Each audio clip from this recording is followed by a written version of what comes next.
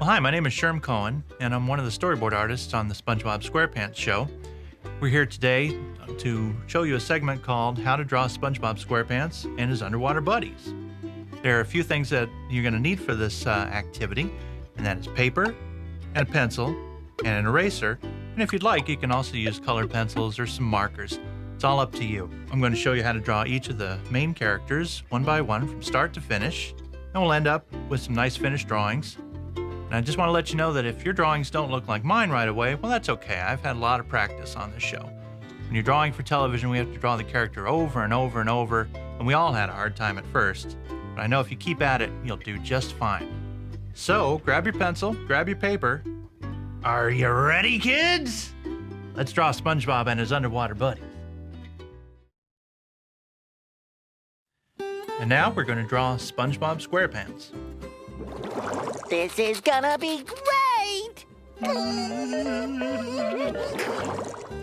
So we start with a basically square shape with a slight bit of a tilt to it.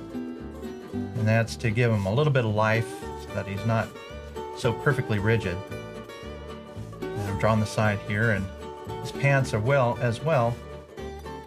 are roughly square shaped or rectangular. And that's how he got his name, SpongeBob SquarePants. I like to leave enough room on the paper to make sure that I can get his head and his legs and his arms all in. I'm just going to rough in some of the basic shapes here, which are square, these little cylinders for his legs, and a little bean shape for his feet. When it comes to his face, I like to very lightly draw in some center lines just so I can make sure to put the face in the right place. SpongeBob has two big eyes that sit right on top of that center line. His nose comes like a finger right out of the middle of his face. His pupils then are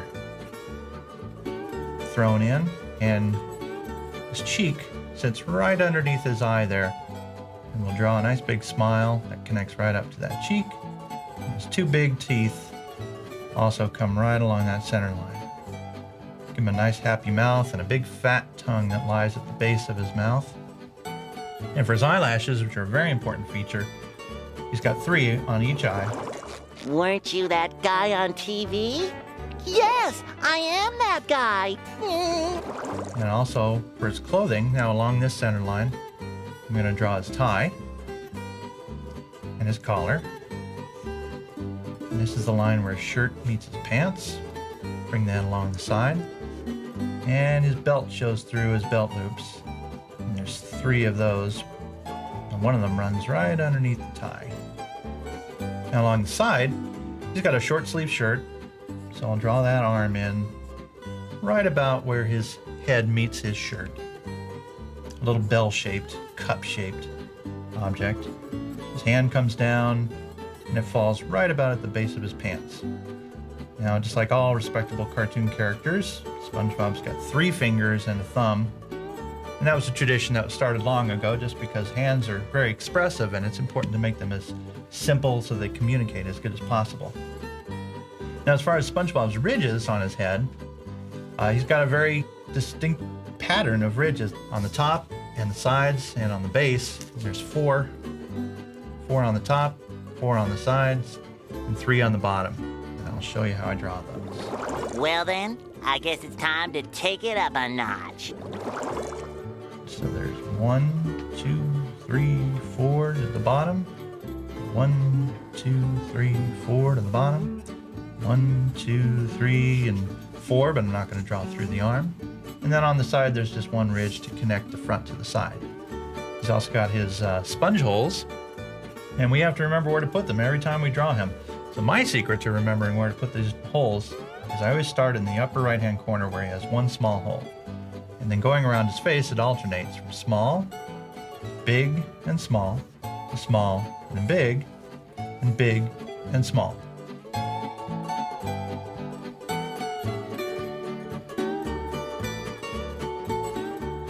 On the side, he's got 4 holes, 1 big, 1 small, 1 big, and 1 small. And when we come down to his socks, I'm going to draw the line where his sock meets his leg, and then 2 stripes on each sock. So there's the sock itself and 2 stripes. His shoes, I'm going to finish up right now. You've got a little bean shape in the front and a little hard heel at the back. So there's a bean shape for his foot and a hard heel. And now I'm going to draw his pant cuffs in. He wears shorts. And as you can see, there's a lot of lines that are drawn through this whole thing. Got my eraser handy to go through later on and take those out. So SpongeBob's going to wave at us here. We'll bring his arm up. And draw 3 fingers on each hand again. And there he is. And we just take your eraser and do a little cleanup. Ta-da! Not bad, partner in crime. And after some last details, there's our final drawing.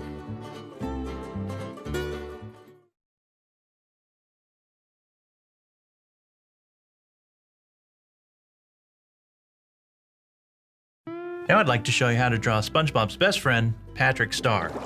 Who, me?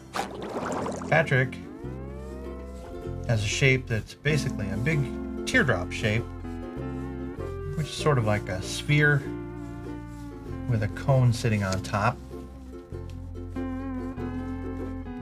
After I've drawn this shape in, I'll usually draw his pants, so I know where to divide his top from his bottom.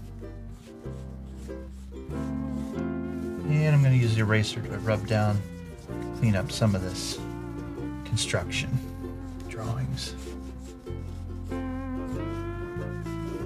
Patrick has 2 big eyes near the top of his head and big bushy eyebrows. He's got a little bit of a cone head on top, but that's because the starfish has got 5 points, and one of them is his head, and the others are his arms and his legs. Patrick's arms are pretty simple, just like a regular starfish that you'll see in the tide pools. He doesn't have any fingers or thumbs, but we take a lot of liberty with the way we draw sea creatures in this show. Let's give Patrick a big 2 stumpy feet and a big pair of shorts that he wears over that. Let's give Patrick a big smile. He's usually in a pretty good mood. And Patrick's got some dots on him to give him some texture. He's got 3 on the front. He's got 2 on his arm. He's got 2 on his head. And he's got 2 on this arm. And finally, just 1 more for his feet. I'm also going to draw in the little flower pattern that he has on his pants. It's sort of a Hawaiian print. A lot of the design ideas that are in this show come from Hawaiian style clothing. And we're going to continue to clean this up a bit. I love you. And after we've done all the final cleanup with our eraser, here's Patrick.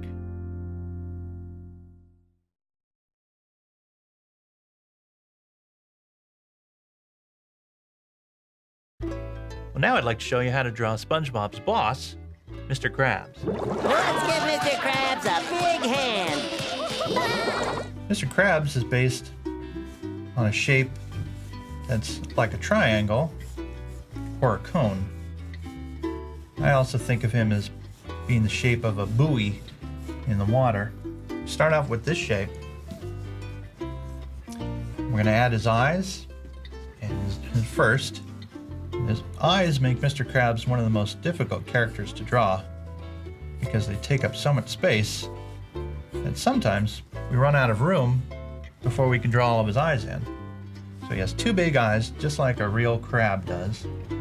He's got a wiggly nose that fits in right in between those eyes. Now I'm going to draw a center line to show where his pants go.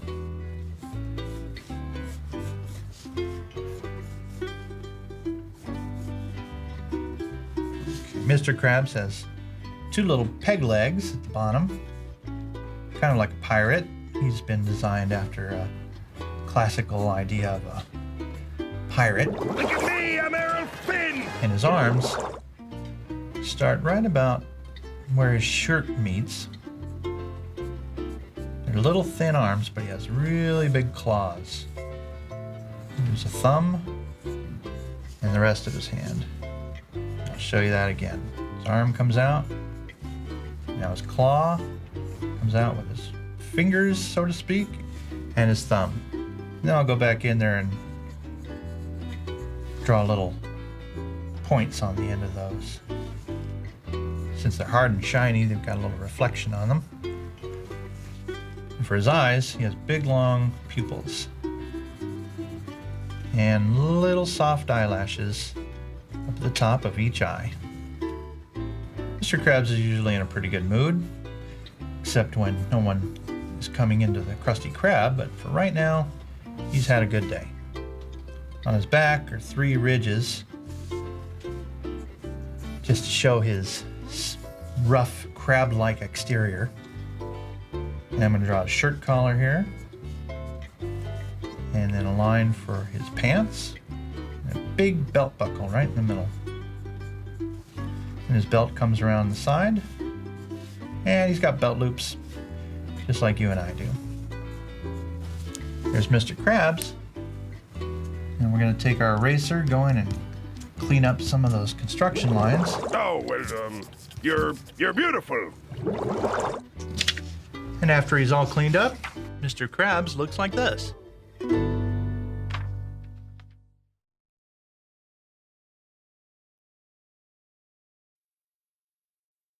Well, now I'd like to show you how to draw SpongeBob's neighbor, Squidward. Watch and learn. Squidward's head is based on a egg shape. It's got a big egg-shaped head, followed by a generally cylinder-shaped body. Squidward's eyes rest near the bottom of that big egg-shaped, and his nose is quite big. It's a little bit bigger than his eyes, and his pupils are rectangular shaped. He's got 3 ridges on his brow. He's usually in a pretty grumpy mood, so we'll give him a little bit of a scowl here for his mouth. And there's a little line that connects his head to his mouth, and sometimes his mouth can be seen from the other side. Squidward's neck comes next, followed by his chest, and then big long legs that come out of the bottom. Since Squidward is a octopus, he's got a whole bunch of legs. Originally, I thought Squidward was a squid, but Steve Hillenburg, the creator of the show, insists that he's an octopus, so we'll go with that. All right, Squidward has a collared shirt that he wears all the time, and his feet come out like this, and they have little suckers on the end of it. So we've got a total of 6 limbs, which is how many legs a squid has.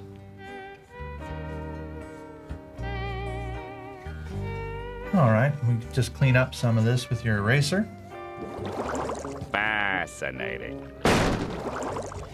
Now, sometimes Squidward can be happy, and I want to show you that there are other expressions we can use for Squidward.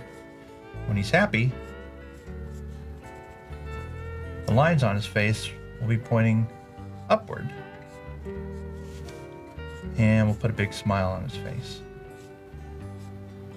That's pretty unusual for Squidward, but we like to think that every once in a while he can give us a big smile. If his mouth is open, we'll draw a tongue on the inside there, and you can shade in the mouth with your pencil. So Squidward has his good days just like all of us should. He's also got 8 dots on the top of his head.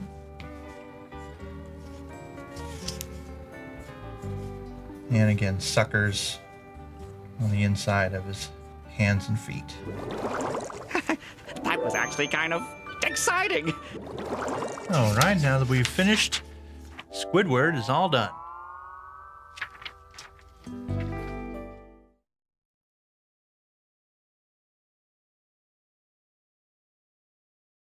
Now I'd like to show you how to draw SpongeBob's squirrel friend, Sandy.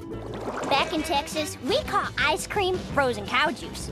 Sandy can be one of the most difficult characters to draw because her shapes are a little bit complicated. We'll try to break it down. I usually draw a big circle for her undersea helmet and then a cylinder for her undersea pressure suit. Then I'll draw her legs underneath, and very softly I'm going to draw in her boots, and I'll come back and tighten those up later. Sandy is dressed in a big pressure suit because she's a squirrel from the surface. And these are the sleeves to her pressure suit. And she's got big mitten-like gloves on. Draw her other arm down here with another glove. And there's 3 stripes on each one of her sleeves. She's got a big metal collar that goes around her pressure suit. And there's 5 little rivets that keep it sealed on there. Now, since she's not a normal sea creature, if she doesn't wear this suit underwater, she's going to be in big trouble. We gotta try something else.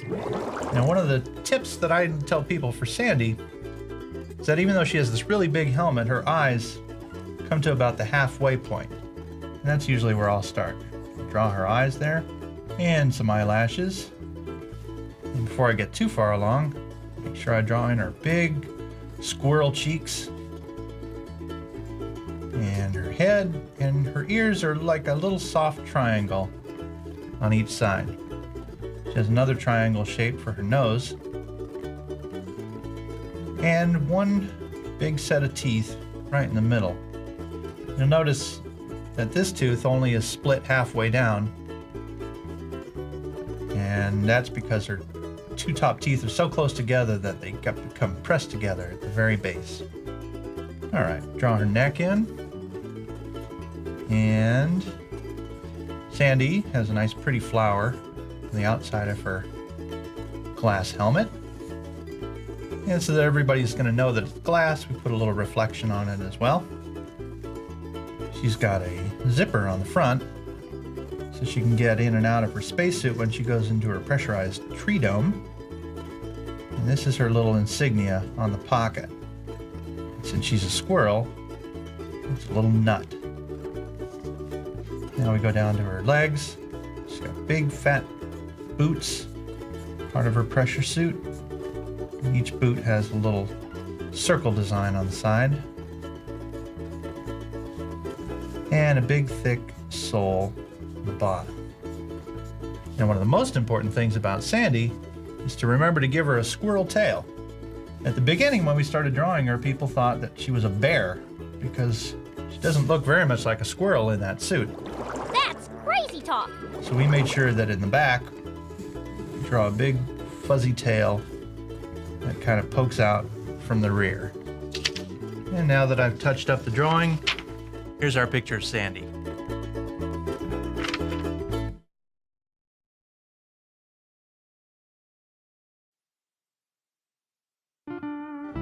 Now I'd like to show you how to draw Plankton, who's the smallest member of our show. Oh, goody. Plankton is shaped like a sausage or a little pill. He's very simple in his shape. The way I make sure to keep all his features in the right place is to draw this main shape, very lightly draw a center line, because that's about where his mouth is going to come. He's got one big eye and one big pupil. One of his chief characteristics is one big eyebrow.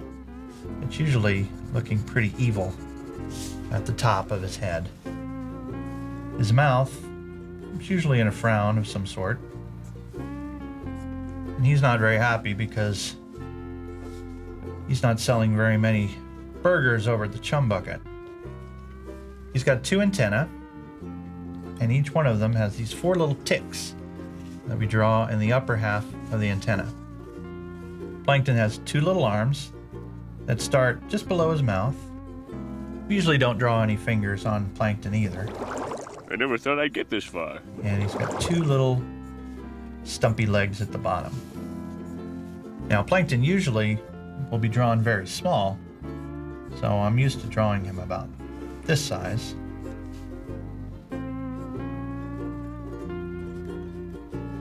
And one of the secrets to plankton is on his eyebrow. There's 3 corners on the left side of the eyebrow and 2 corners on the right. That's pretty advanced stuff, but if you want to draw plankton right and you don't want to get him angry, make sure to give him the right eyebrows. And sometimes plankton has an evil smile on his face. He's usually up to no good. His main purpose in life is to steal the recipe of Mr. Krabs' Krabby Patty, so he's always got some sinister plan up his sleeve. Glad that's over. After filling in all the details, there's the finished plankton drawing.